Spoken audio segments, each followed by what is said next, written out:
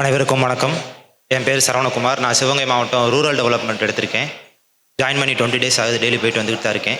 நான் படிக்கிறப்ப ஹெல்ப்ஃபுல்லாக இருந்தேன் என்னோடய பேரண்ட்ஸ், அப்புறம் என்னோடய friends, Suresh sir, Kanimurugan sir, நட்டினை ரவி சார், அப்புறம் நீங்கள் யூடியூப்பில் ஃப்ரீயாக அப்லோட் பண்ண எல்லா வீடியோஸும் ஒரு வீடியோவும் ஹெல்ப்ஃபுல்லாக தான் இருந்துச்சு. அதுதான் என்னோடய டைம் பாஸுமே. ஃப்ரீ டயத்தில் எல்லா டயத்துலையும் அதுதான் வச்சுருப்போம். ரொம்ப தேங்க்ஸ். அப்புறம் படிக்கிறப்ப என்னோடய ஜேர்னினா எல்லாருக்கும் வேறு ஜேர்னியாக தான் இருக்கும். எனக்கு நான் ஃபீல்டுக்குள்ளே வரப்போ எனக்கு 27. அதுக்கு முன்னாடி ஃபாரினில் வேலை பார்த்துக்கிட்டு இருந்தேன் 4 வருஷம். அந்த 27 ஸ்டார்ட் பண்ணலாமா வேணாமாண்டே டவுட்டில் தான் இருந்துச்சு. அப்புறம் ஸ்டார்ட் பண்ணியாச்சு. பண்ணதுக்கப்புறம் சரி விடக்கூடாதுன்னு பார்த்தேன். இப்போ 3 வருஷம் ஆச்சு. இப்போ 30 ஆகுது. 30 தான் வேலை கிடச்சிருக்கு. இப்போ ஒன்றும் பிரச்சனை இல்லை. அடுத்தடுத்து படிக்கலாம், ஒன்றும் பிரச்சனை இல்லை. ஒரு ஆளுக்கும் ஒரு கஷ்டம் இருக்கும். அதை நினச்சி குழம்பிக்கிட்டு இருக்க வேணாம். படிக்கிறப்ப எல்லாருக்கும் காமனாக சில பிரச்சனை வரும். அந்த பிரச்சனை எனக்கும் தான் வந்துச்சு.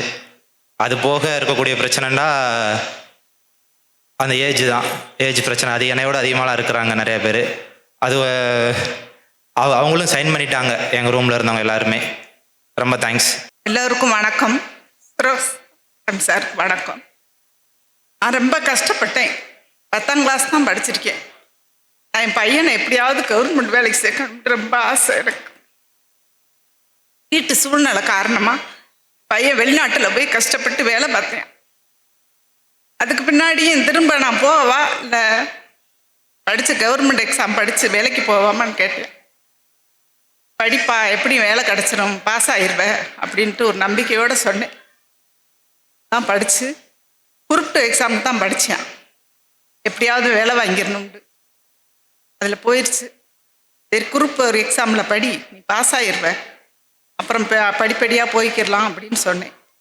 அதே மாதிரி இப்போ எடுத்து பாஸ் ஆகிட்டேன். நான் 40 வயசில் தான் எனக்கு வேலை கிடச்சி. 10ஆம் கிளாஸ் வரைக்கும் தான் படிச்சிருக்கேன். அவனுக்கு ஒரு டீ கூட போட்டு கொடுக்க முடியாது என்னால். காலையில் எழுந்திரிச்சோன்னா வேலைக்கு போயிடும். ரொம்ப கஷ்டப்பட்டு படித்தேன். நைட்டெல்லாம் தூங்க மாட்டேன். அவனுக்கு ஒரு சாப்பாடு கூட என்னால் செஞ்சு கொடுக்க முடியாது. காலையில் போயிட்டு நைட்டு தான் வருவேன். எப்படியாவது என் பையன் கவர்மெண்ட் வேலை கிடைக்கணுன்ட்டு எனக்கு ஆசைப்பட்டேன். கிடச்சிருச்சு. ரொம்ப சந்தோஷம். சுரேஷ் அகாடமிக்கு ரொம்ப நன்றி. சுரேஷ் IAS அகாடமி, வெற்றியின் முகவரி.